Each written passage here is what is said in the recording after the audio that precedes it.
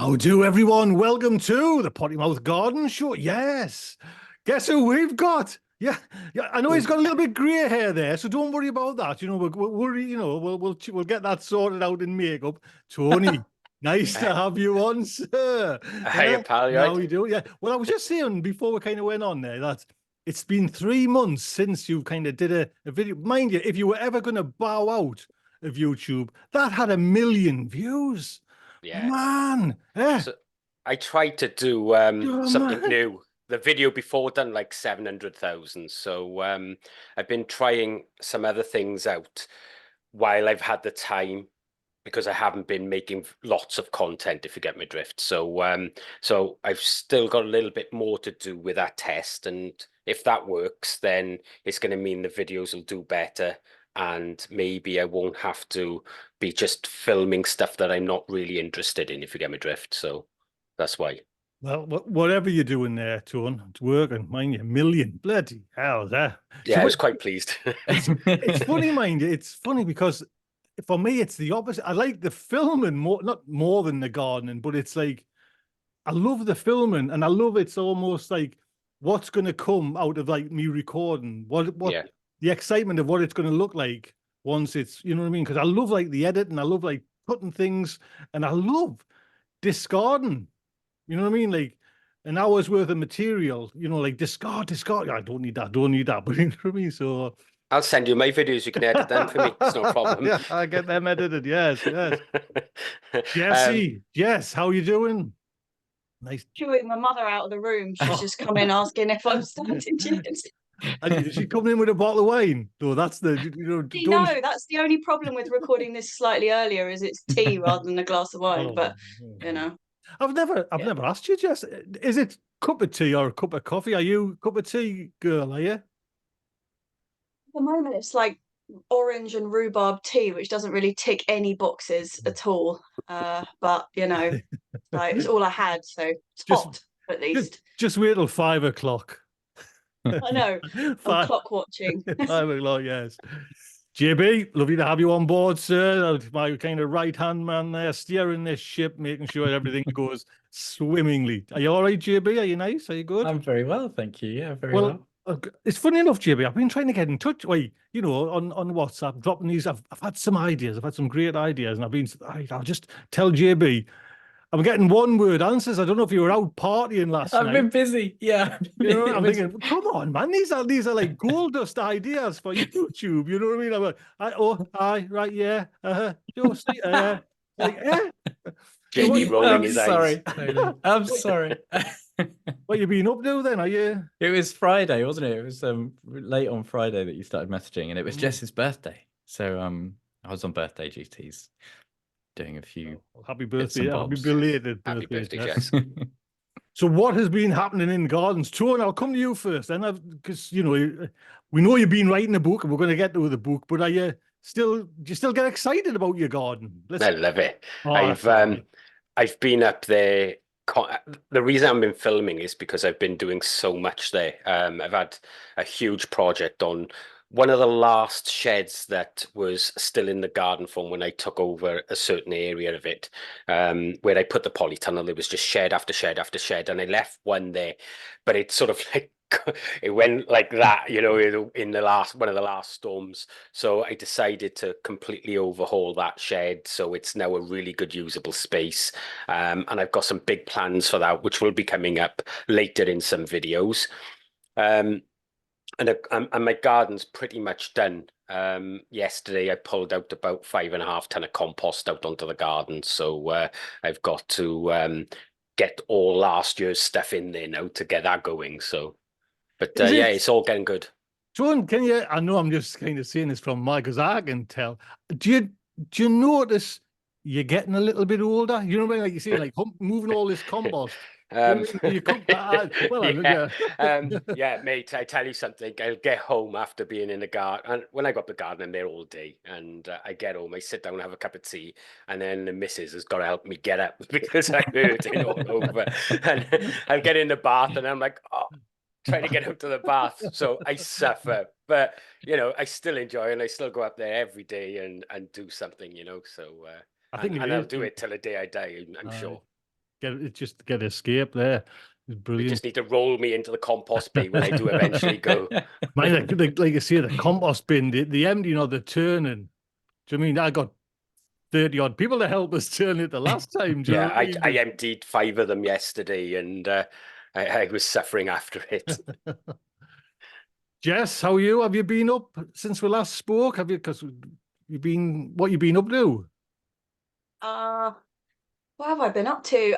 Fixing stuff. Had quite a lot of stuff blow over in the wind, like trying to get up to the allotment because we've got like this really narrow, long path between us and a school, and like these 2 big trees had come down, so it was like kind of battling your way through to get in there. So that's still there. That's good. But yeah, no, that's about it. Actually, I'm just trying to think when you're talking about that. It's like, what have I done the last week? I just can't even think of anything I've done. Well, Jess, I went up. What you kind of mentioned in the sculch and all. The what you call them. So I went up today. It's the first time I've been up since I put that sculch down, and we have now had winds. I was saying the last time, what storms, but we have had some severe winds, and that sculch stuff is still there, mind you. Neat as out. I know it's on because I've actually got some of that. If anyone's known, we're on about mulch. It's like an expensive mulch. I've got some of that horse mulchy stuff coming as well to try out as well. But I'll give it its dues, mind you. That stuff knits together and blankets and s'mores. And the stuff I've used, the rapeseed straws, has done that as well. But the farm store that I get it from closed down about 2 months ago. So this year I'm probably going to end up shredding down normal straw and trying that rather than just using straw as it is. I'm going to shred it and then see how that sits. So that'll be a new trial for me this year. Well, I got a bag of that tone from, I forget the name, something mole, and it was about £9 a bag, and then there was a little bit of postage on top. I don't know, 4 or 5. So I was quite happy with that because that sculch is expensive, yeah. But it's like, my mum always said, you get what you pay for. You do, mate. So JB, I know you've just been guzzling all the time, but not bothering with your garden or your garden buddies. You know what I mean? We're just kind of left, to have ideas and then go. How are you, sir? Yeah, very well, thank you. It's been a quiet week for me too. Not been up the allotment too much. I think last time I did, we were kind of gallivanting around up to garden centres looking for silver grow and that kind of thing. And I did a little bit of work in the polytunnel, just getting it that little bit nicer. And I've got a chair set up now, leveled some of the slabs. Right. Yes. So it's all like, the fundamental groundworks in the tunnel are pretty much JB's done corner. now. Oh yes, yes. So that and a bit of the indoor works back there. It's just dark, but the chili seeds are away on the shelf now. So that's what I was doing last night. So I noticed. Look, what are we into? How many minutes in the word chili? 4 minutes by me. I think 4 minutes. Have you got JB? Have you got everyone sowed there? Then is that? Yeah, I did actually do them all this year. I partly just because impatience, really. Normally, what I do is sow my chin ends first, the slowest growing ones, and then do the annums and the others a few weeks later, or sort of the start of February. But they didn't have a great year last year. We had a lot of cloud, and I thought, you know what, let's just start them all early. The chin ends will be a little bit behind, but I can just adjust the potting and that kind of thing, and hopefully have some really nice sized annum. You were caught up in the hype. That's what it's been. Maybe. You know what I mean? The chili hype there. So, Jess, are you all finished sowing chili seed? No, still got. I've still only got. I'm overexcited, obviously, on the first, and then I haven't done anything since. And then it's just collapsed after. In fact, do you know what? I haven't even actually watered those ones. They're just sitting there in the dry compost at the moment because blooming shower. I'm just going to be the tiniest mention, I promise. But like, I've got the shower finished. I had a shower this morning. It was the most exciting thing. But it does mean that I can now clear out like all the bathroom crap that I've got in here and replace it with the grow light setup. So like I can start doing that. So when I sowed all those chilies, I was really overexcited, and they have literally just sat there in dry compost like since that moment. So looking sad and making me feel bad. But Yeah. I really thought you were going to say there was a shower disaster. So I'm glad that there isn't. Didn't fall through the floor. Like, the only problem was when I got in there, like shampoo everywhere and everything, and then suddenly I realized that the shower tray was filling up. I was like, oh my god, don't tell me I didn't connect something underneath. But it turned out that I remember now I put like a clear film over the plug to stop any like rubble or anything falling down it, and completely forgotten about it. So Well, Shower is fixed. Eh? I Man. know, Wow. I'm actually giddy with like the excitement of it. Like, Well, Jess, I'm gonna match your giddiness with I have got silver grow. Yes, oh, I found 3 silver. bags. Yeah. I'm going to eke it out. I'm going to eke it out. I'm actually going to go back to the other place because, man, to see it, because there was a pile of it. And I seen Mark put a picture on his nursery's now down to like a couple of bags on the pallet. So I think everyone's been going. But JB, I was going to ask you about the silver grow, and Jess, would you use silver grow? Because it's like, I guess we call it quality stuff. I haven't tried it yet.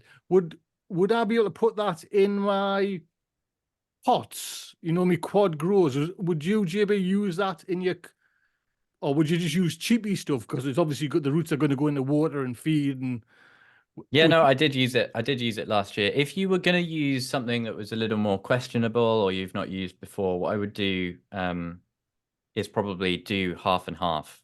So do the bottom half of your bigger pots with something a little more questionable, and then do the upper layer with silver grow so that they can get their roots in and they've got that nice texture. And then once they built up a bit, they're probably going to be a bit more comfortable in whatever lies beneath, whatever you're trying to hide. And it's completely weed free as well. It's not like green waste compost that can be a bit weedy. So you'll get a nice weed free mulch on the top. Yes. with the Oh, silver very grow. nice. Tone chilies. Now I know you kind of have grown. You've had like a lovely setup in past videos of chili grows and stuff. Have you got seeds in now? Are you thinking about? You've got the seeds away, have you? Yeah, you have this, like I said, I'm ahead of myself this year, so it's like It's a great pretty no feeling. it's pretty Nice. novel, like I'm not used to it. But yeah, the chilies are in, and they're actually just over by there in my Vitapod, so they're all going. Once they start coming through, the big idea is to get them up to this shed that they've been doing. That's part of the project that's going on, because that's all going to be all lit and everything else up there. So it'll free up some more space down here then. But yeah, I got chilies sown, my aubergine or eggplants, whatever you want to call them. I've even got some celeriac and stuff in. So I've decided to just chuck in get this early stuff in and get it going, Right. So you just said there they're gonna go to a hut. So I'm guessing this hut has got a roof on, so it's all gonna be Yeah, so it's handmade the light. shed that I've been working on, and it's no windows in it at all. And but the great thing is I'm just building the shelving system inside. It's going to be full of LED lights, and it'll be heated with a diesel heater. So it'll be more like a propagation shed that I haven't got to worry about. And because it's like double skinned and everything else, it should keep the heat pretty well. So then next year, rather than me dragging stuff to the house all the time, I'm hoping that it'll all run from up there, and that's been run off some solar panels from when I had an install here. I ordered an extra couple of panels, so there's like 1,000 watts worth of solar panels up on the roof. Then when I finish putting it all up, so it'll be a really good little system, or hopefully, just to save me dragging stuff from the house back and forth and stuff. I only live across the road from there, but it's still that carrying everything, isn't it? Amazing. Little round of applause for thinking solar energy as well, ahead of yourself as well. Wow, Yeah, I've always had solar up there, but this plan has been like in the idea phase about 2 years. So I've been gathering everything, just haven't had the time to do it with writing and everything else. It's just everything went out the window last year. So everything got delayed, but this year I'm ahead now, so I'm getting on with it. Do you film everything as you go, Tony? I film quite a lot of stuff. So like with the shed rebuild, I didn't have cameras set up permanently, but what I did was like 5-minute walk around of what I've been doing on this section, that section. I could potentially do that, but when I am just working in the garden, so like if I'm just digging up paths or emptying the compost or stuff, I'm always filming that for B-roll for, Oh, nice. Yeah. and then I can make videos later. I only got to do the talking part. I've already got all the B-roll there for it. I've got a 12 terabyte NAS system at the house, and it's nearly full of B-rolls. So, Nice. so it's just finding it after the fact. Yes, exactly. Yeah. I find I can only really work on 1 or 2 videos at a time. And as soon as there's more than that, I just lose control. But you know what it's like when you're filming, a couple of years worth of videos and B-roll. It just makes life so much easier, so that when you want to go and do something, if it screws up and it doesn't film the way you want it, you've always got that backup B-roll you can put in place of it, so the video's not a write-off. And that's something I learned quite quickly, because I ruined so many videos. I do it all and then find my microphone wasn't switched on, or Yep. or my camera wasn't recording, or was facing the wrong way, So when I do get B-roll now, I literally, when I'm working up there, I just set the camera up and I'll just leave it film me. And the great thing with 4K is you can just jump in and out, and so you can really change the dynamic within the video. So but with the shed, it was just so much stuff being thrown around that I didn't want to be risking, a $3.5 grand camera up there. So I was just walking around with my iPhone and just taking little bits of footage as and when, So you'd rather break a 1,500. Yeah, 1,500 quid phone than my $3.5 grand. Man, Jonah, I cannot work like that, mind you. I'm even more worse than JB. It's like one video, and then as soon as it's kind of uploaded to YouTube, it's deleted. It's gone. Well, that's the idea of me like trying these other things on the last couple of videos, because if I can do that, it's going to cut my workload in half, and it's going to free up time working full time, and doing this is, is a drain. And so if I can cut that workload by sort of systemizing some things, it'd be better for me in the long run, Sure, Mr. O'Neill, you have been busy, writing again. Do you know what I mean? It's like you've got a new book out. Well, I just want to ask you straight away though, because I got the last one, you very kindly sent it over. There were so many words in it. Do you know what I mean? You're like, do you enjoy the process of writing? No. Right, let me just tell you how I started videoing, right? Because this might explain something. I started videoing because I couldn't be asked to keep a diary. And that was what it was. It was a video diary. So because I just didn't enjoy writing, and so all of a sudden now I've got a website with 2.5 million words on it, and I've got 3 books out on it. So I don't know how I got there, but this book is a little different to the other two, because the other two were written and it didn't matter how long they were. Like the first one was like 130,000 words, the composting book. It's a lot of words, where an average book is around about 50,000. So this one is more down to that, but includes a lot more photographs and tables and and sort of other pictures and things that you would normally see in these books, rather than just all words like my first 2 books were, because the first 2 books were more about technical information, whereas this one is more about processes and things like that. So I can get more photos in it and stuff. So, and the publisher's done a really good job with it, really good.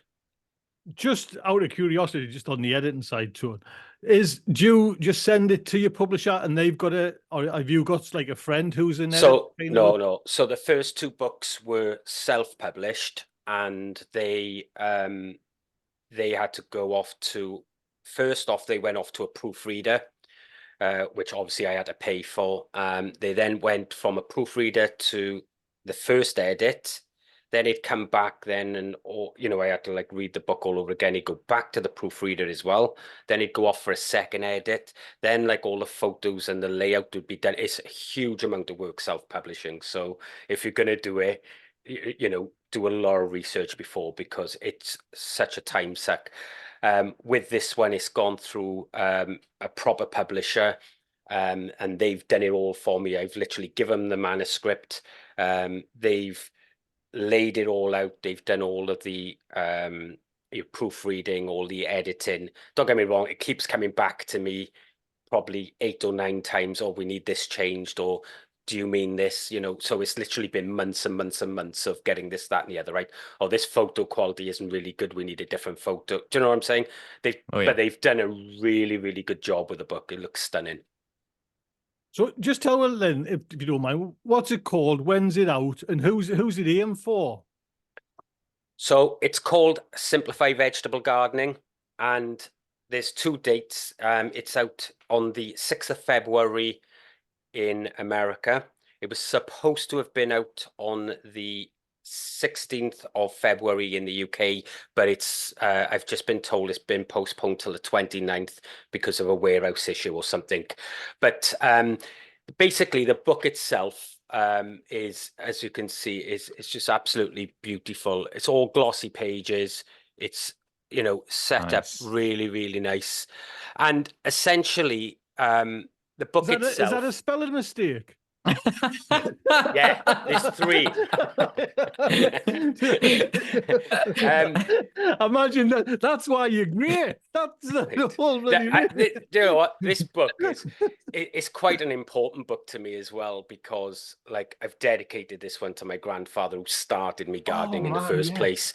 Nice. So I've put a lot of myself into this one, and like the first sort of there's a couple of things on it. So first off, we go through the growing importance of vegetables, the perfect trio, which is nature, science, and you. And then we go into optimizing plant growth, optimizing plant health, optimizing plant nutrition. And then rather than just talking about like how to grow cabbage and things like that you would get in standard books, I've rolled all of the plants into families, and I talk about the overall family, because like, you know, you can grow brassicas as a family and they're all pretty much the same, you know, with very small minute adjustments. You can pretty much grow a cabbage or a kale, you know. So they've all been rolled into families to condense the information that people need to take in, so they know, right, okay, you know, brassicas, I need to do this, this, this, and this to get some really good results. So it just makes life a little bit easier. And we go through all the 16 families of vegetables, talk about all the NPK and the trace minerals and everything that you're looking for. We talk about pests and disease for each family and what you can do to combat that. There's a section in here about composting, because I can't put a book together without anything to do with composting in. But yeah, essentially it talks a little bit about the science behind it as well. So that's the byline on the top. Look, all right, veg gardening with a side of science. So it talks mainly about. That's a lovely little tagline you've got there, mind you. Thank you. Well done with that one. But it's mainly about you know, understanding how plants work, and then providing, you know, what they require to get the maximum benefits out of that plant. And once you understand that, like the things with composting and building the soil quality and everything else starts to make more sense to people. And it's not just a case of, right, okay, I got to stick this, you know, chicken manure pellets in now because I got to feed them. You know, you understand why you're doing that, or maybe chicken manure isn't the best thing for this plant. You know, maybe I need to give them comfrey, or I need to find something else, or blood, fish and bone, or whatever. And it just gets people thinking a little bit more, and then seeing results at the end. So it's like a walkthrough for 1 year. So, you know, somebody new can take the book and go right from starting a garden or an allotment or wherever, and have produce at the end of it, but also be prepared for the next year.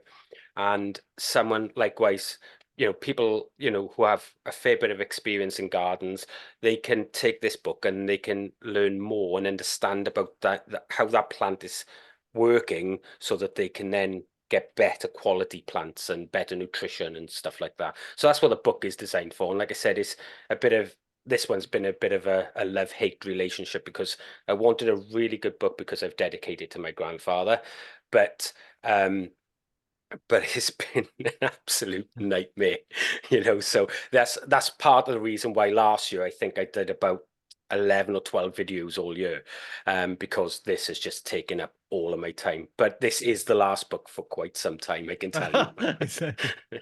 You know, So, John, I bet though that book would be ideal, because I bet there is loads of people that start gardening. I've got a couple of friends that I know exactly, and then first year they're just hit with everything that will happen to like a cabbage. You know, they all look nice when they first put them in, and Yeah. but slugs, snails, puppy dogs, everything just goes wrong, and then that's it.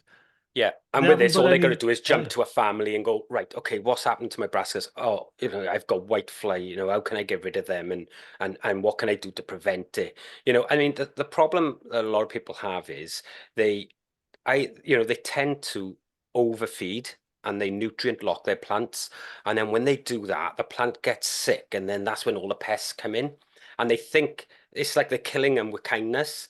And sometimes you've got to be a little bit tougher on the feed, so that you can, that plant can still keep taking up everything they need. You know, calcium is a classic example with tomatoes. And it's all down to watering. If you're irregular with the watering and it dries out, all those little fine roots, the feeder roots, they all rot off, and it can no longer take up the calcium is needed out of the soil. There's plenty in the soil, and people are worrying about putting calcium in the soil. There's already plenty there. It's just these feeder roots have all rotted off. So in the meantime, you've got to provide calcium via like a foliar feed or something until they grow those back.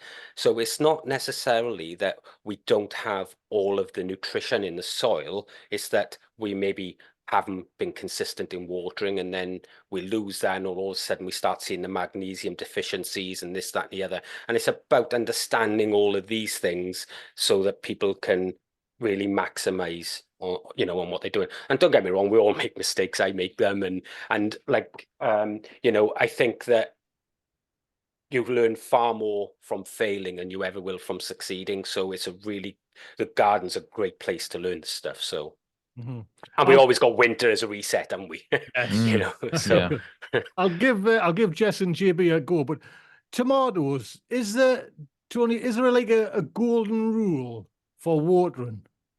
Or is So- it just one plant? It all depends. No, it's going to depend on so many factors. It depends on your quality of your soil and the water retention within the soil. It's going to depend on the microclimate you have, where you're growing them. So it's really, what I would say with the tomatoes is, your finger's a really good test. If you put your finger in that soil and it feels damp at all, then there is no need to water. But if it starts drying out, say, the last 2 inches of soil, then you need to water. And you're better off watering deeply, maybe once or twice a week, than watering shallowly every single day. Because what happens is it forces the tomato roots to go down looking for that water, and it makes them less susceptible to drier conditions. JB, anything for Tone? Is there much in there about kind of this is just something that jumped to mind while you're talking about watering and that kind of thing. But have you delved much into alternative growing, like hydroponics or cracky or anything like that? So there's a little section in there about all the different methods of growing, not in major detail because I cover that quite a bit in my last book.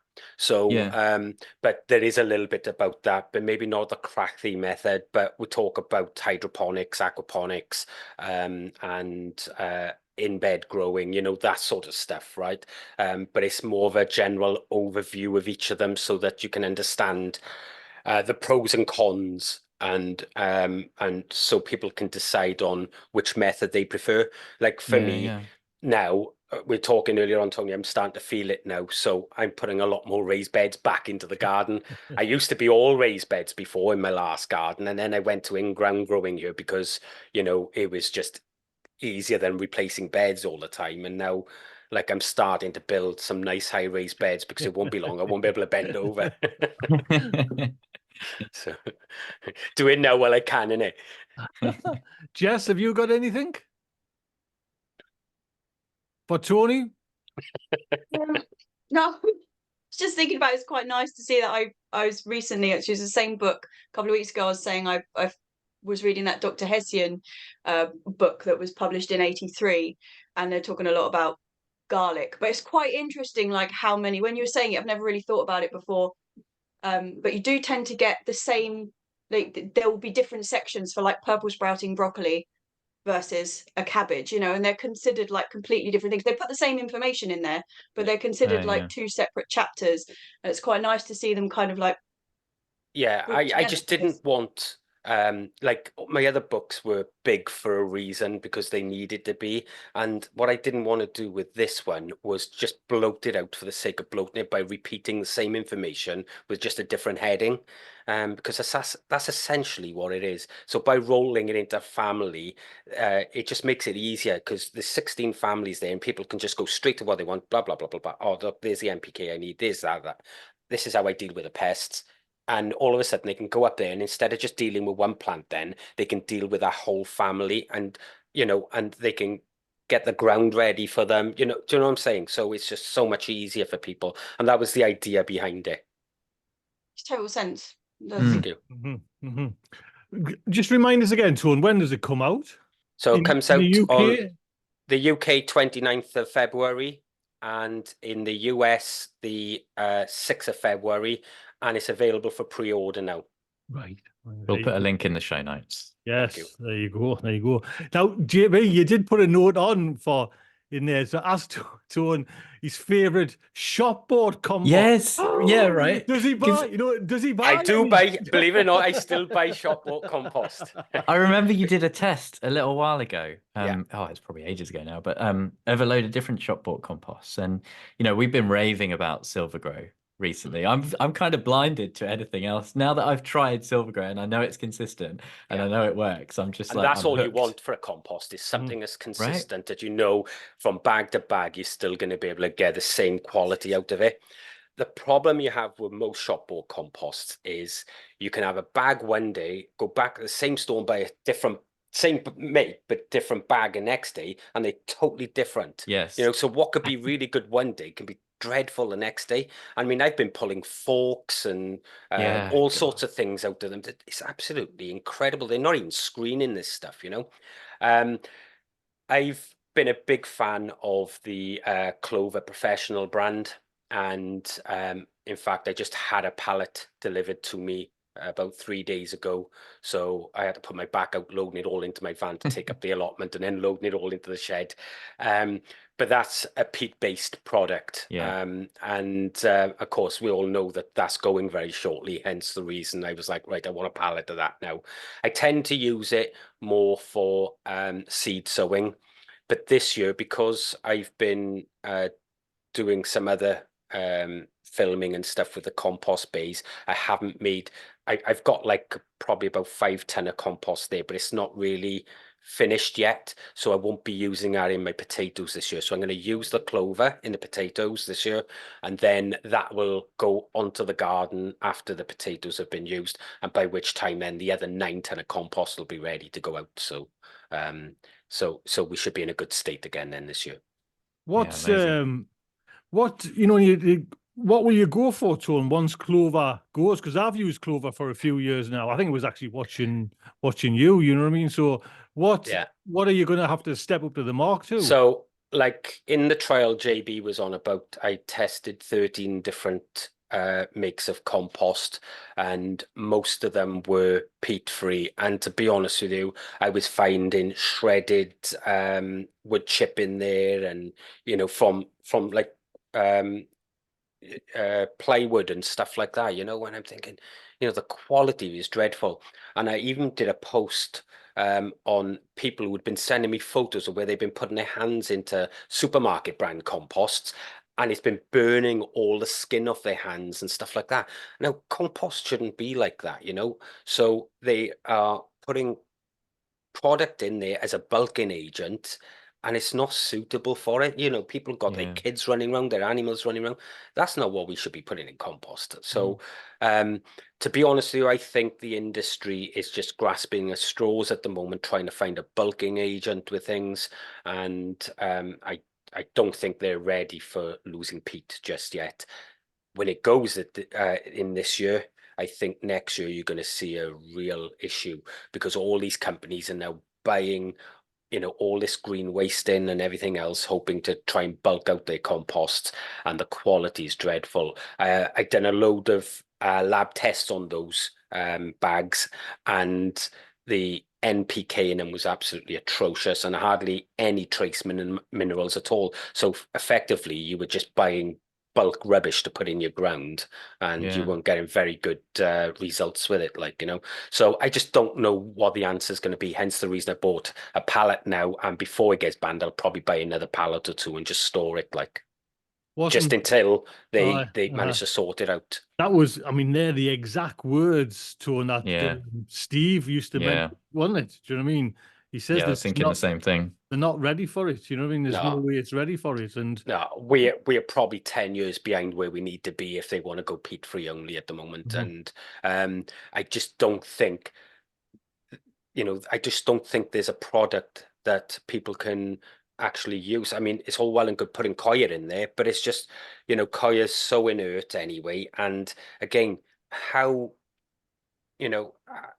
that's a resource that's going to eventually keep running out as well, because there's only so much life. All of them are going to have to go and use coir, for argument's sake, as a bulking agent. Well, there's not going to be enough of it produced to keep these going, so I don't know what the answer is. I just, at the moment, I'm dead against peat-free, though, because of everything that's being put into it by these companies who are trying to stay Mhm. trading, I suppose. Mm, I interesting. mean, there's Excited an, about I was just say I was quite excited about a brand that I used earlier this year.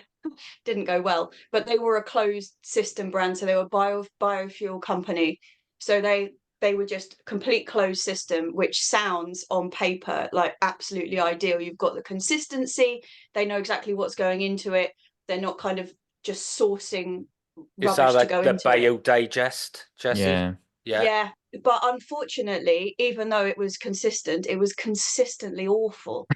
Like, it was a real shame because, like, on paper it was oh, you perfect. Like, it build was them up, exactly. Jess. You build them up, and you just slash. No, but that's what you want. Like, because the consistency is the major problem that I've come across with peat-free compost. It's just been, like you say, full of rubbish. And you buy one bag 1 week, and you think, oh, that was all right. I'll get 3 more of that, and then the 3 more are just a completely different product in the same Yeah. bag. I think But the in industry this needs a closed lot of system, I work. was like, it's perfect, but it just doesn't work. Whatever they're doing to it, it's just not going to work. Yeah, anaerobic digestate is a really interesting one because it feels like the start of a promising new resource. Those digester plants are popping up all over the country, and the AD kind of waste material goes to farms and gets spread on fields with good results. But I don't think they've managed to nail how to get that product into a compost style end product. No, I totally agree with you there. JB, we used to have like digesters, like work on like the sewage farms and all that. Oh yeah, yeah. Northumberland. Would you, if I came to you as a salesman from the Northumbrian, well, from any, I'm retired now, so there's no preference for the water board. But would you buy a bag of human compost off me? Oh, yeah, I'd give it a go. Would Bit of you? night soil. You send it to you in a post. Yeah. Well, here's another question. Jess, I'll ask you then. So when I was, and I might have even asked you this already. So when I was at this sewage works, we had these like digester beds, you know what I mean? And it would heat up, and then we'd empty the slurry into what we would call drying beds. Water would drain away, and you'd be left with this kind of, with the farmers would spread on the field, this kind of digested material. Tomatoes flourished in it, Jess. Tomatoes were lovely in it. Would you go and pick a tomato and put it on your salad with, see there, you see, again, she comes, oh, so you wouldn't have a problem with human compost. Once it's compost, it is composted, isn't it? It's And no different to animal manure. Not only is it composted, but when it gets pulled up into the plant, it's not actually just like pulling feces into a tomato.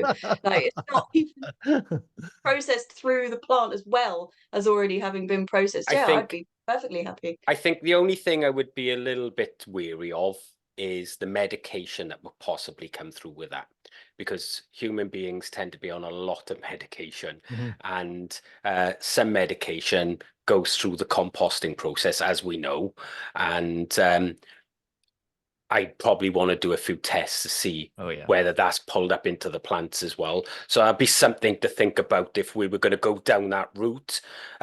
Great, you wouldn't be pulling up any sort of manures into your tomatoes, but what medication is coming up there, you know? So that'd be something I'd want to look into further before. I mean, it would. I mean, I suppose you're exactly right, Tone. But it would heat up to a fantastic, in its own. It would heat up to a fantastic temperature. Do you know what I mean? Which killed up anything, anyways.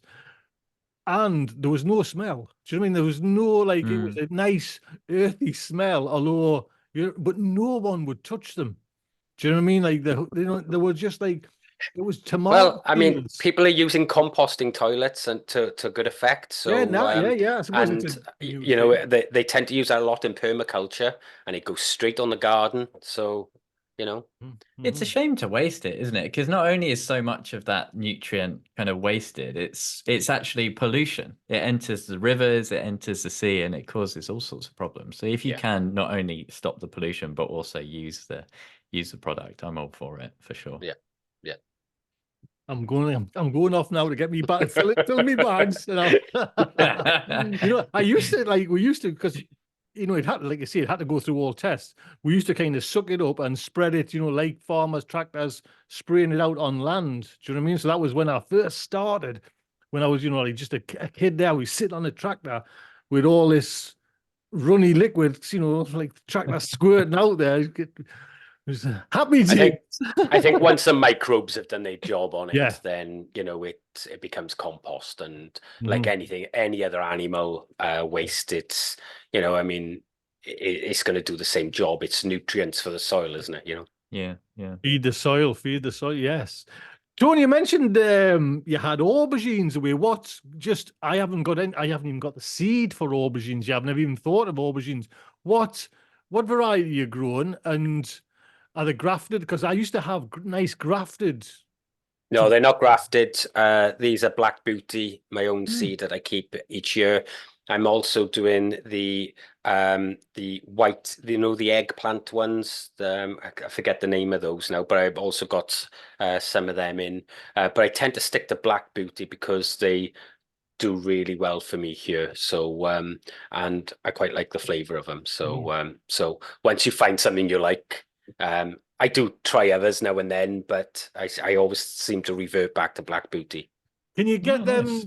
Can you put them outside down your way? Because you're quite southern. No. They still got to They'd stay in. be in the tunnel, yeah. They could probably go outside, but you're going to be looking at really small fruits where, like in my tunnel, I've got photos of me holding like fruits like this. Well, when you got a slice of that in a pan, it makes a big difference to like these little tiny things. Do you know what I mean? So, yeah, so I tend to like, good sized fruits. And so the tunnel are perfect for it.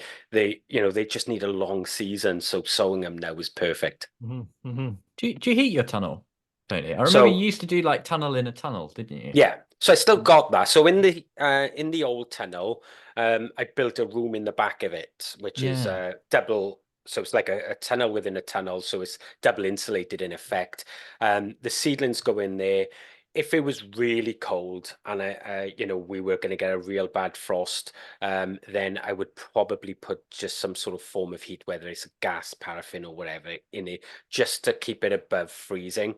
But as a rule, I don't tend to heat them because I tend to sort of work backwards from the last frost date to when I need to be sowing, and everything else will be staying either in here, or it'll be in that new shed when that's finished. And I'll just heat that with a diesel heater, So I've always wanted to know, like heating with a gas heater. Is that not, like carbon monoxide? Does that not get like a little bit dangerous that way, or is it just because my polytunnel wouldn't keep in? You know what I mean? There's more holes like vents. Yeah. So with I use like those Calagas heater things with the three. Yeah. Right.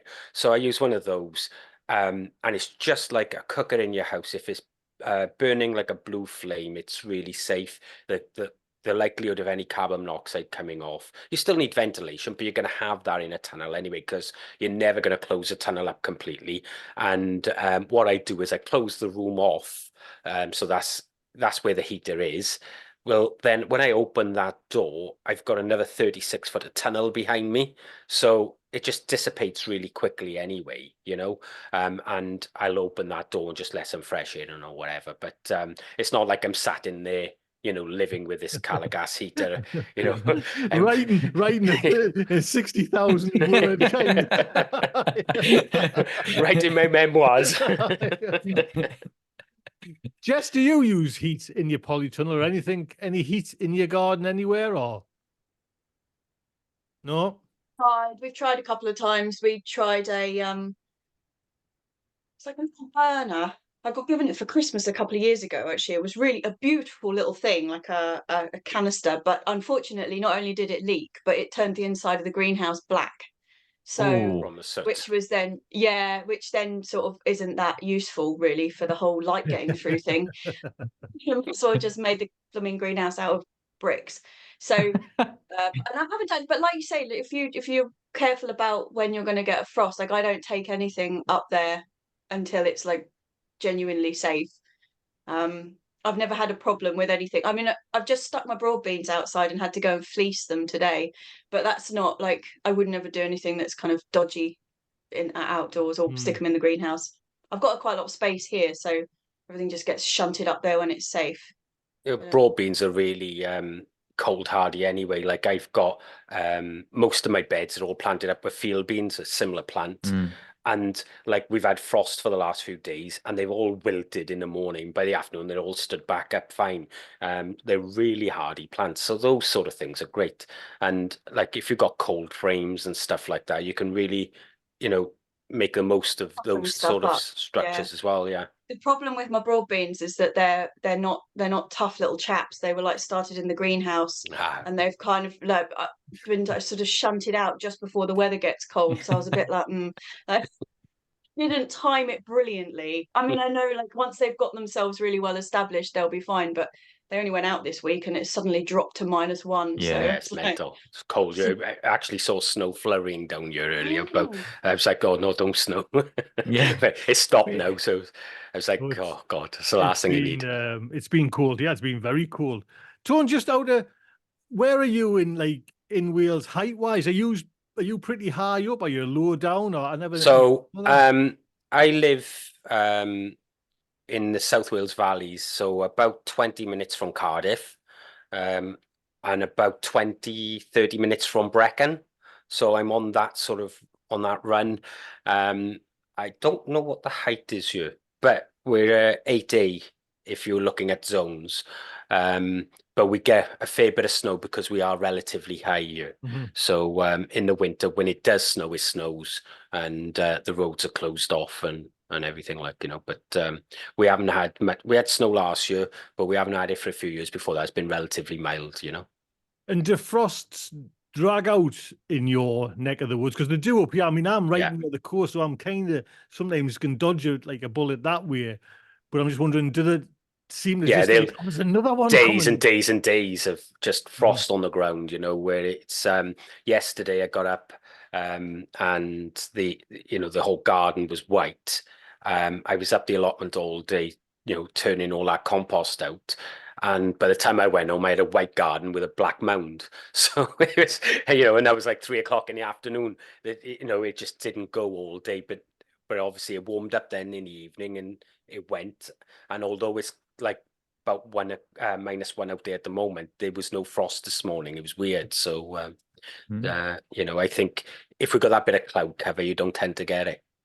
Should we ask the soft southern shandy drinking boy there? What do you know? He's tropical paradise where he lives down in the south. I don't even know he knows what a frost is. Yeah, we had a first one. Growing chilies 365. Yeah.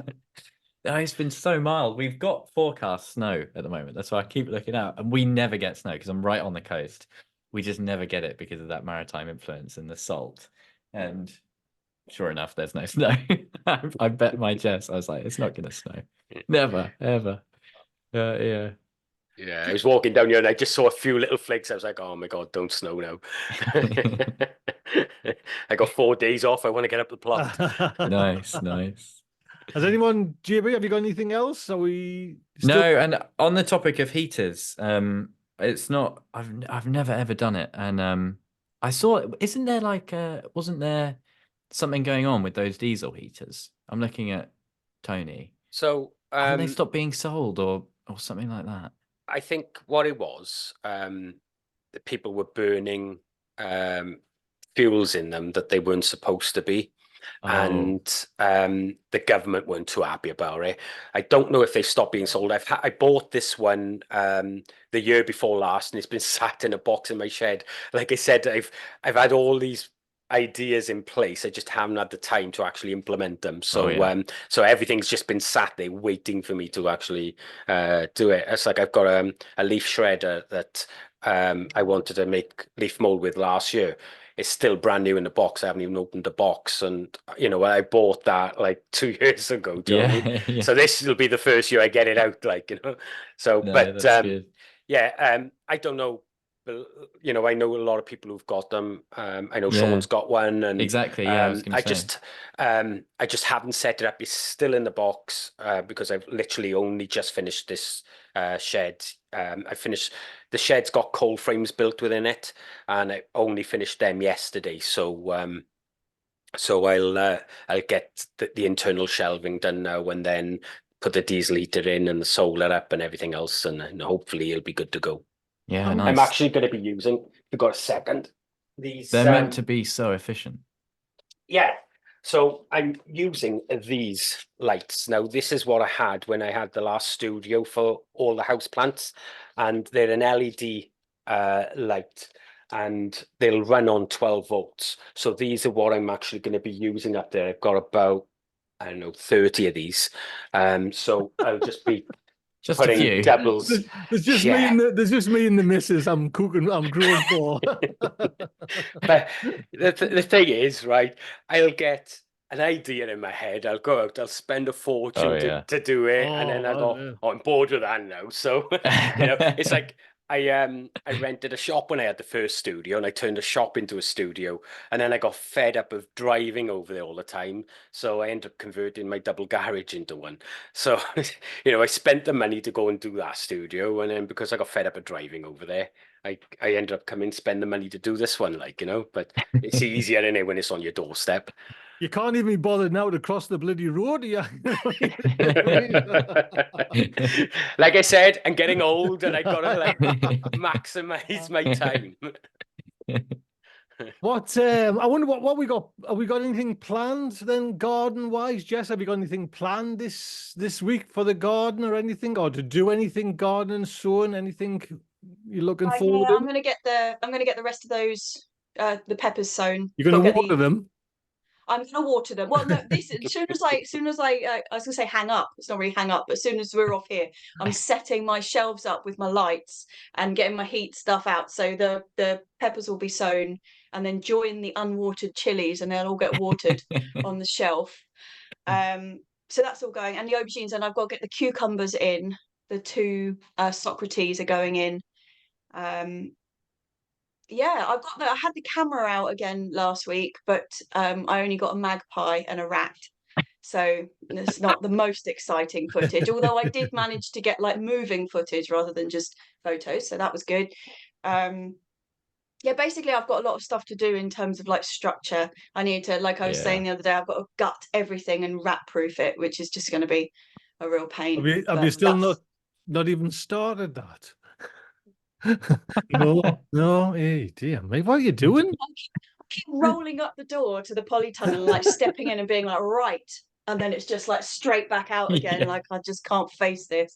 Put a shout out to all your subs, Jesse. Ask them come and turn up. 30 of them come up and then just blitz in one day. Yeah, Tony. Yeah. You know, Oh, Jess, you know when Tony was saying about like all like the B-roll he collects, do you do a lot of that, or do you just do kind of what I do and just film it? listening Use to it? that, like one of the things that I regret most in terms of like having started, because I didn't really realize I was going to carry on doing this. If I could have just like stored my footage better rather than just I've just got acres of, and then I was only storing it on like iCloud, you know, on the for the photos. So I used up that 2 terabytes, and then I had to make a new account. So then I used another 2 terabytes, and then I'm now on the third account. and it's just all up there, you know. And I keep buying external hard drives, and then I had one for the Apple, and then obviously I locked myself out of that and couldn't get back in, so then I had to like swap to a non-Apple and rebuy the hard drive. So it's just like, that's my major like thing for this year, is like I'm actually going to go through that footage and kind of divide it up. Because the other thing I didn't do is, as because my videos are pretty rambling, like there's no kind of point to them. I also can't remember what's in any of them. Oh, So yeah. Yeah. like it can't be like, oh, I'm talking about carrots. It would be really nice to put a bit of footage of me sowing carrots from last year in there. Well, it could be anywhere in that mass of stuff. It So was- like that's my aim for this year, is to just trawl through and try and divide it up a bit. See, that was because when Tony mentioned that about, you know, keeping like a diary, but doing it as dream, video. like How do you find my titles? You'll never find a carrot sown in my, you know what I mean? Got pretty titles. It's just like, you know, that was Rick why I Gates heaven. changed. That was why I changed to dedicated videos rather than vlogging, because I'd done vlogging for 5 years and then I deleted them all and I lost the footage. So Remember that's that, when I went and yeah. bought a NAS system, and then I started again in 2012. So it was like, I need a way in which to be able to control things. And it was like, you know, there's nothing worse than going out, spending all day filming something, doing like a job that you can only do one time, and then finding you don't, you know, the camera went on, or, you know, or something like that, or the footage was corrupt, you know, because there's nothing worse than that, because you've just spent the whole day. Whereas if you've got that B-roll, you can still put that video together. Do you know what I'm saying? So, that was one of the things, and you know, I'm still trying to make life easier, you know, as I go. But that was one thing that did make making videos easier, because also you can make videos that aren't time sensitive as well. Whereas when you're vlogging, it's what you're doing now, and you know, if you wanted to do something on like tomatoes that you know is going to be doing like 6 weeks, you can pre-film it if you've got time. And it makes it easier then when you're going on holidays and stuff, because you can pre-film this because you've already got the footage. It's the stuff of dreams. That is I the know. stuff like that's That's like what I'm legend, thinking. mythical. You know, like I still didn't manage to get a lot of videos out last year, mate. You only got and 6 videos out of like 30 hours of content. you only need that when they're that good, right? You only need a few. I was just like reliving it. You know, I was having flashbacks to like failed videos and corrupted footage, as you were saying. Yeah. It's literally the worst. People just don't know, do they? Oh, You know, God, when you've it's really trauma. slaved over something and you thought, oh, do you know what, that's my best work ever, and you get home, crap file. I was like, oh. Do you ever get the, I know we're talking, we'll move on to gardening, but you know, when you go to your camera, you know, you think you've been recording and then you press stop and And it starts to record and you think, oh, Or you go to your camera and the battery died just after you started or something, like, you know. it's like, oh, you're kidding us. You're kidding us. This is Weeks ago, causing I me. I'm was in fishing. pain. I was fishing stuff out of the compost bin to reload into the wheelbarrow to film putting it back in the compost Oh, bin, yes, because and like mulching, you know, tipping a bag of something out and you go realize it's then you're like scooping it back into the bag. It's like, I'll this tell is you a not, story about this isn't what I compost sound bins. up for. So Oh. last year I wanted to make a course on composting to go with the book. So I'd spent all this time, but what I'd been doing, I'd been filming, just taking the files off, putting them in a folder on the PC and everything, carrying on with the next step. And it took me about 3.5 months. When it came to editing it, all the footage was no good. So I'd been filming for 3.5 months for a course. And I obviously made the compost, used it and everything, and all of the footage was corrupt. In what way corrupt? So I'd filmed it. When I transferred it to a PC, it had the file name on it, but when you tried to open it, it would not open any of the files. It was just coming back saying cannot open. I tried all sorts of recovery software on it and everything. So this year I've got to go and refilm everything that I filmed last year, and I won't be making the mistake of not checking it and just putting it into a folder. So you know, so there's things like that you know, we all learn from mistakes, and but yeah, it was up months and months of work straight down the pan. See, like that. we've got that and the field vegetables to contend with. You know what I mean? Yeah. It's two. You know what I mean? It's not just the kind of the slugs and snails. It's Yeah. the corrupt bloody videos and the kind of it's that, you know, when you're like, you think, where's the fucking microphone? Do you know what I mean? And you got to do a crappy voiceover. Oh, I just bin it at that point. I never do voiceovers because they don't sound the same when I do it. Oh, So yeah. it's like, so in the bin.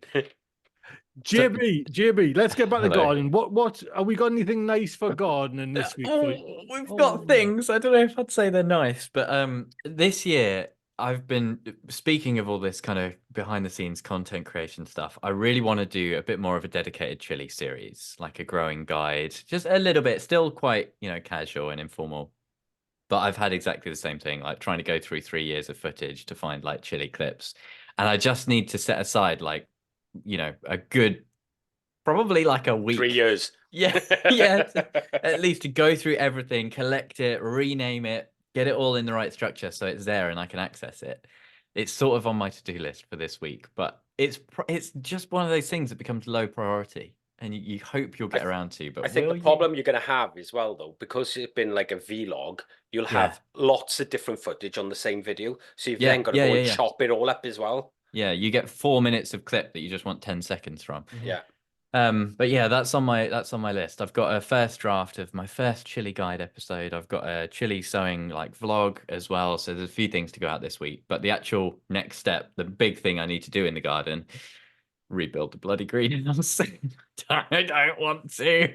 I really don't want to.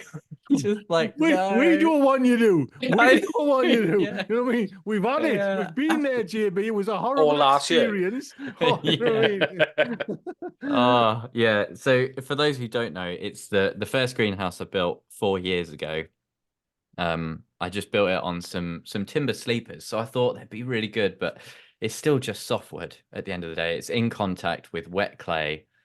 It's you know, one of the sleepers is completely gone. It's completely rotten, and I am really quite scared in every storm because all it takes is a little bit of bending and flexing in the glazed frame for a lot of glass to break. You know, when you start getting tension on the frame of a greenhouse, it's got me anxious. It's not really that bad a job, though. You just remove the glass from the sides, lift it up, and build your new base and just stick it back down on that base. It's not. It's you're talking to JB here. He'll make about 20 videos out of it. I No, know. there'll be about 10 videos just standing there. That's a 5-minute those. episode on my those. channel. 20 video episode series on JB's. Yeah, it's I need to deglaze it first and get the frame off, and then I think it will feel like less. Once I've started, it'll be fine. But once An afternoon's job, JB. That's all. Yeah, I should have done it yesterday. I should have done it Sunday. It was quite a nice day, and I thought, now I'll do the chili seeds instead. What base are you going to put it on then, JB? Are you going to get rid of all them sleepers, are you? Yeah, I'll probe them and see if they're good, but I'm just going to buy in 4 new ones and then probably replace the lot. They're softwood, so they're not super expensive. But if I get them on a solid base of bricks, I'm pretty sure they'll be fine because they can drain away. It's the sitting in contact with soil for that period of time that's really, really done them. Or even put a gravel base down there. That'll allow it to drain as well. If you can't put brick. Yeah, I've got I was walking to the allotment the other day, and there's a guy who's had a skip outside his house for like months. He's like doing full-on renovations, and I saw it was full of bricks, and I knocked on his door. Really cheeky. I was like, do you mind if I have the bricks? And he was like, just give it a few weeks. He's getting rid of his drive. And he said, I'll just pile the bricks up for you. So I'm like, yes, let's go. As soon as he starts doing that, I'll be around there with the car. Ask. Exactly. Yeah. And he was really friendly about it. You know, he's just happy to not have them in the skip because it means less cost. So it's a strange thing when you like bricks are you know what I mean? You wouldn't think like allotments like garden, but bricks are like gold dust. Oh yeah. You know what I mean? It's like you can do anything with a brick. They're so handy. So handy. Slabs are the same, innit? You know, just getting hold of those things.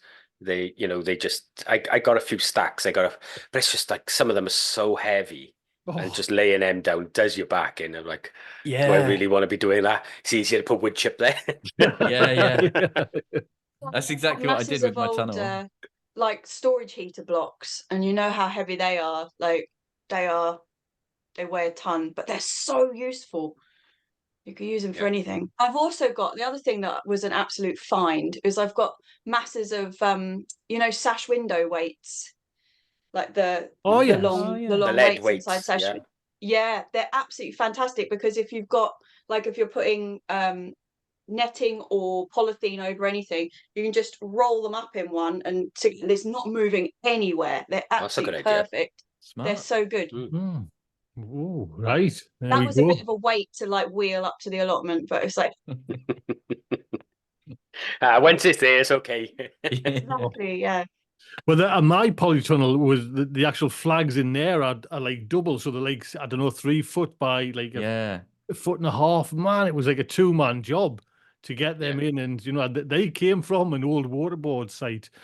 Yeah. Jeez, mate. My I mean, two what? paths, they're about that thick, the flagstones. Mhm. It's like, pull your back out just to lift it. Like, Yeah. My tunnel ones are like that. I think they're 2 foot by 2 foot, and they're Yeah. just like I went to wood chip after moving those. I was just like, you know what, sod it, just wood chip. I got two paths, 196 foot long, both of them made out of those. It was like killing me. Like, couldn't do it now.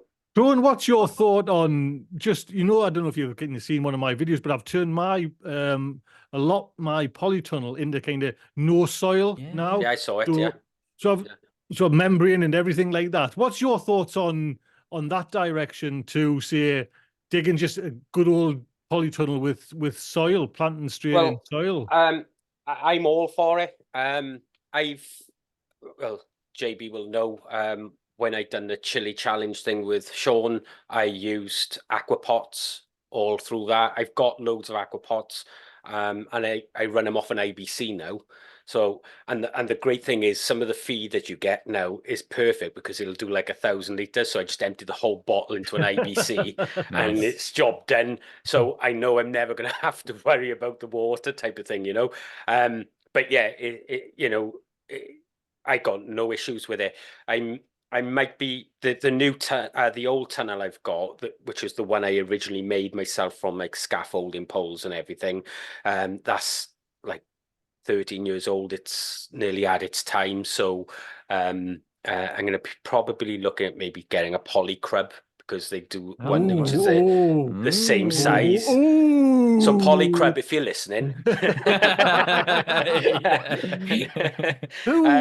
Who's got one of them? Who's got one? I know Tanya has one. Yeah, I was Oh, thinking. yes, greens. So Yeah. Lovely greens.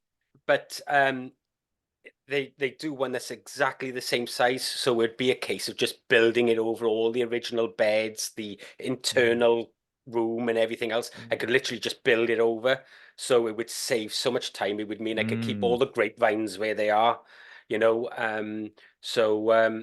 but eventually that will need to be replaced. So yeah, but and then I'd probably go all aquaponics down that, or aquapots or something like that, and just keep it one of those pristine, clean, easy to manage, sowing sort of tunnels as well, When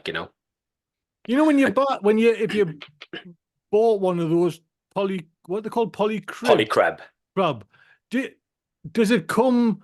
Do they build it for you? Have you got to build it? And does it come? They can come and build it, but there's a huge charge for that. Uh-huh. And I'm more than capable of doing it myself. So, and if you do it yourself, there's a video in it, Yeah. So, Maybe the funny thing was, I really wanted like the Northern Polytunnel, the new one I got. Well, I'm saying it's new; it's about 4-year-old now. And I thought, well, I'll hit them up and see if they'd sponsor it, and they wouldn't. So I was like, right, okay, do you do affiliate? No, we don't work with social media influencers. I was like, okay, fine. So I bought it. It was like $5,000. It was really expensive, but I really wanted this one because it had the roll-up windows and everything, and it's a big tunnel, But when I still made the video, and I just happened to tweet them the link to the video, and then the next minute they were like, "Oh, we want to sponsor you now." So Oh. it's like, all right, okay, you know. So, but it's been a great tunnel, you know. But I'd like something that's more solid, like the polycrub, because when it's windy out, you can still get in and you can still film, whereas there is still some sort of movement in a standard tunnel, so you can still hear bits of, you know, the wind hitting the plastic or whatever. But with a polycrub, you can get in and film because it's a solid structure. Do you not think in some ways though, Tone, it's like, does it matter if the wind's hitting? Do you not think we're getting more Of and course more it like, matters. He's a professional, Yeah, Tony. He's an oh, actual professional. Did you see his look there, Gibbers? Of course it So matters. I did a video in the tunnel one year, and it was raining. And I thought, oh, they're not going to hear that rain. And I got back and I could just hear it in the background, and it was bugging the hell out of me when I was editing. And do you know what? That video still hasn't made the light of day online because of the sound, I wouldn't do it. And that's just one thing. The rain hitting a tunnel just annoys me. So it's like, Really? yeah, it really does annoy me. And I don't know why that is, because I know some people find it really calming and stuff. Yeah, I love it. But because it annoys me, I just think everybody's the same, and I won't put it out. Like, Yeah. you know. Oh, It's you just should. weird. I get comments all the time from people saying they love the sound of the Yeah, rain and in I the tunnel. and I know that, and people probably would comment the same thing, but because it Yeah. annoys me, I just won't put it Yeah. out. I think what it is, you know, when you just want to garden, get out and video, and then it's raining and you're hiding away in a tunnel. I think it's that, because I associate it with that. I think it's just, you know, it's just not for me, like, you know. But Yes, it's I what do it know what is. you mean. I know that very well. Yeah. But the one good thing though is like a tunnel's a tunnel. It's like, you know what I mean? Mine's 9 foot high. It's like a cathedral kind of almost. Do you know what I mean? Where my greenhouse is 4 foot by 6. You know what I mean? Yeah, If I you're know. stuck in there filming, Yeah, you know what I I mean? mean, Yeah. I'm really lucky. I got two tunnels that are 16 foot wide by 36 foot long. You know, um, I'm really Are you lucky there. feeding the village, Tone? Well, Do you know what I mean?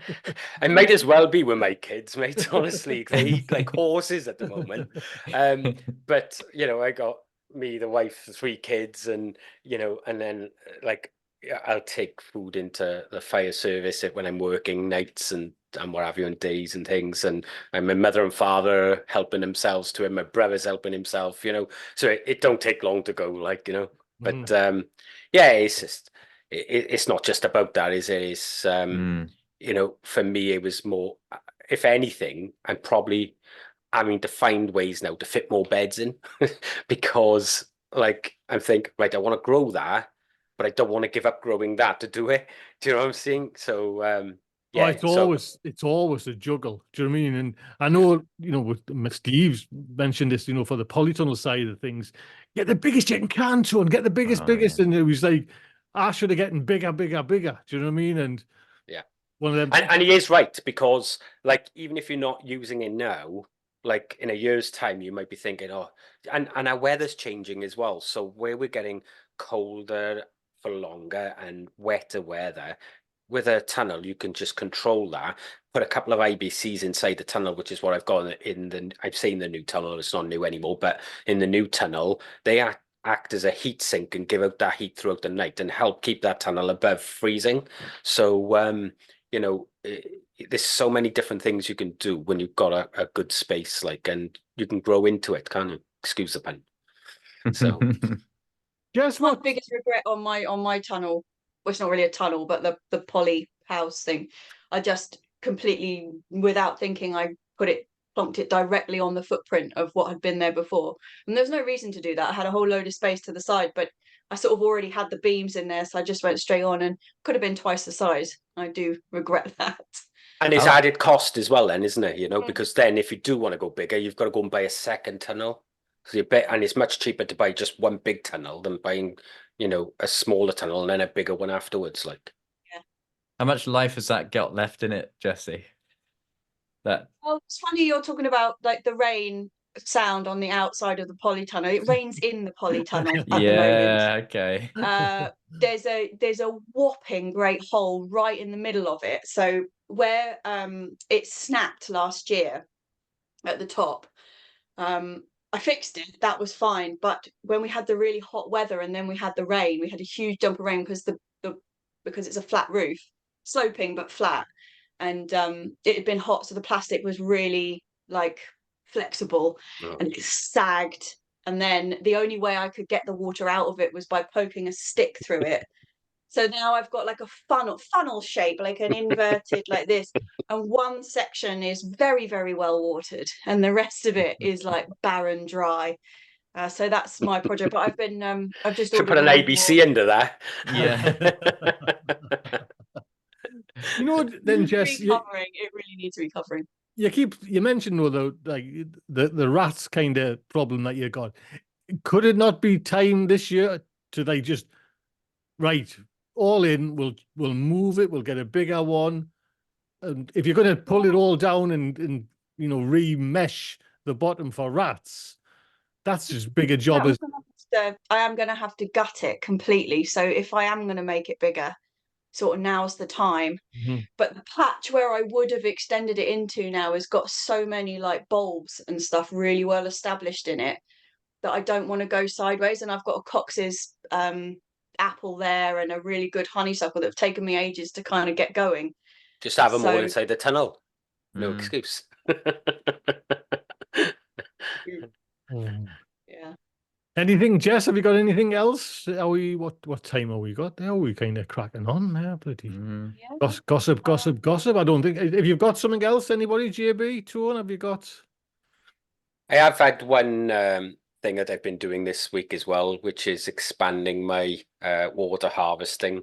So now I'm at 21,000 litres stored at any one time, because believe it or not, I ran out of water last year.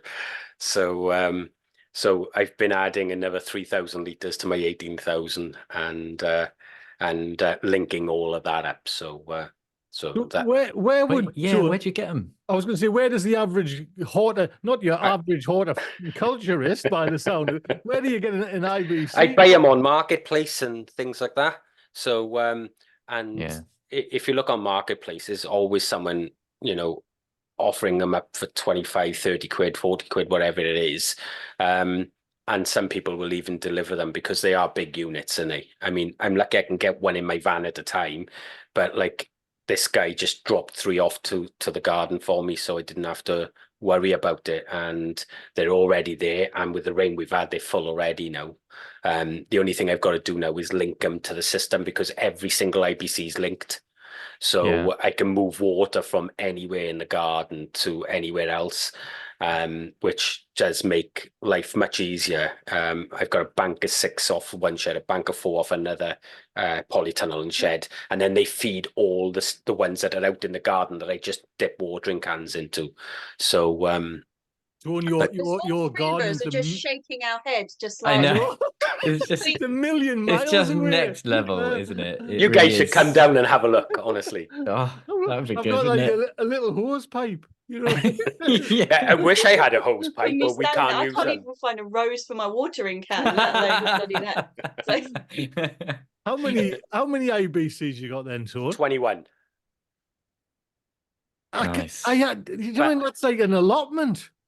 Yeah, but I've got 3 full-size allotments, and they're like 195 feet by 25 foot each. So they are big allotments, and they're all next to each other. So it's just a huge area, like, And is all this rainwater then that you've got in there? Mm. Wow, that's a kind of, you know what I mean? Well done. Well, I mean, it's better for the plants, isn't it? Don't get me wrong, I'm not adverse to using the tap water if I need to, and there is a tap right outside my my allotment. The problem with it is, at the time that you need water, which is when it's really hot and everything else, everybody's fighting over the tap, and it's like you only get to use it every other day. You can only put a hose on it to fill up a barrel or something. You can't water from it. So, there's so many rules behind that. And you try watering 3 huge gardens that I've got, by hand from a tap when everybody else is crying for water. It's just not worth it. So it's a case of build a water system that will store enough through the winter that I've got plenty of water when I need it. But like I said, last year it got so hot I did run out. Be honest now, Tone. You don't run across the road in the middle of the night and switch the hose pipe on and fill the IVs. Yeah, filling up with 21,000 litres at night. Welsh I've been water's there all wondering. Welsh water's wondering where all the reservoir water's gone. Just bring the fire engine over and fill them up.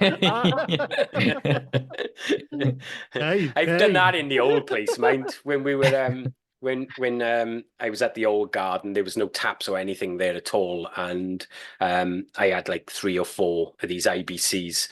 And this one year we'd had a really hot year, and I needed water. I was like pleading to the station manager, "Can I take the water bowser over?" I'm filling up my IBCs from a water bowser, like, you know. So that. He was good as gold to let it happen, like. But it was one of those really hot years. He saved my life that year. Man. Nice. What a good show, Tone. Listen, Amazing. thank you so much for coming on and Thank you for letting me come. I appreciate it. Where can people find you or your books or whatever? So they can find me on all socials and my website, simplifygardening.com, across all socials, Simplify Gardening. And I'm sure JB will put a link down below for the book, and people can pre-order that now. Thank you very much, Tone. Thank you. Jess, thank you very much. Where can people, because I never ask, you know, where can people find you? And On 27, mainly, or in the pub. That's yeah, about. I was going to say just like down the local. Yeah. Oh. JB, thank you very much. Thank you, You're sir. welcome. Thanks for having me. Naturally JB. Is it Naturally JB? It's not JB, naturally JB. On YouTube and Instagram only. I don't have a website. Have you still got yours, Jesse? I remember when you started, I saw you had quite a fancy website. I've just restarted it, like faffing around with it last week, actually. I was like, that was another thing I'm supposed to be doing this year. So is it worth I it, did Jess? bump into Jesse on a platform a couple of years ago when you first started it, didn't I?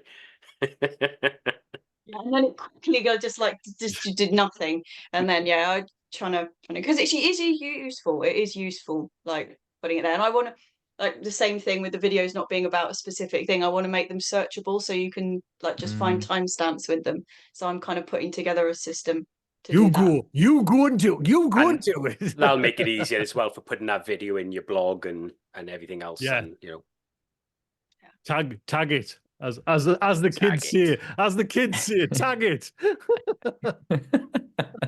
Right. Well, Tone, Jess, thank you very much, everybody. Thank you, guys. Take good care. Thank See you. you Bye. soon. Bye bye. See you all. Bye bye. Bye all.